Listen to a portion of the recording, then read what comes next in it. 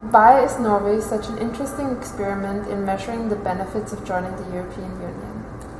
Well, Norway is a country that in the mid-90s, particularly 1994, entered the European Economic Area, which meant access to the single market, so having full economic integration with the EU, but in a referendum in 1995, the Norwegian citizens decided not to enter the EU. So it's a case of a country that is fully economically integrated, but not fully politically integrated. That's the specificity of Norway and the interest for assessing the benefits that are related to the political integration and not to the economic integration. What is the third way, and why do Eurosceptics promote this policy?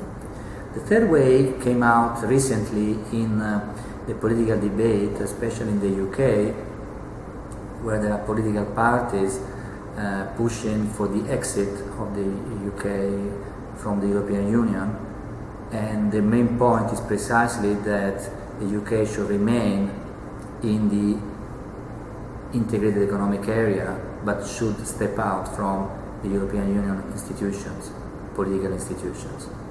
So this is the third way that implies that the EU brings benefits from the economic integration, but the political integration brings only cost, which is something that in the UK has been present for a while. So the EU integrations, the European institutions bring political costs.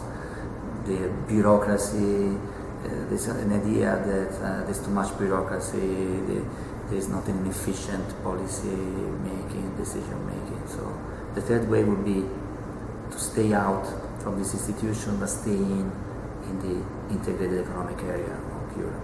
How did you conduct your analysis of productivity growth in Norway, and could you briefly summarize your results?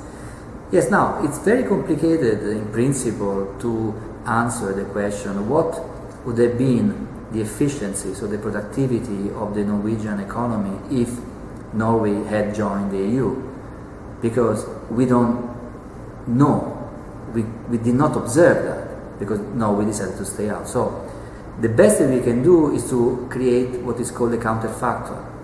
So try to identify regions of countries that entered, in fact, the EU in 1995, they're from Sweden, Finland and Austria, that regions that can replicate the behavior of Norwegian regions before 1995 almost perfectly. So they look like a virtual Norwegian regions, and see whether after 1995 these virtual regions did actually better than the Norwegian regions. And so this would be the counterfactor, and our analysis is based on that, and we found that for most Norwegian regions, with the exception of Oslo, their productivity, so the efficiency, was lower compared to the regions of the countries that entered the EU after 1995. The only exception is Oslo. And we chose productivity as an indicator because Norway is a very rich country but has an important role in its economy given by oil and gas that boosts the level of income, but so the economic performance is better measured in terms of productivity rather than simply income or GDP.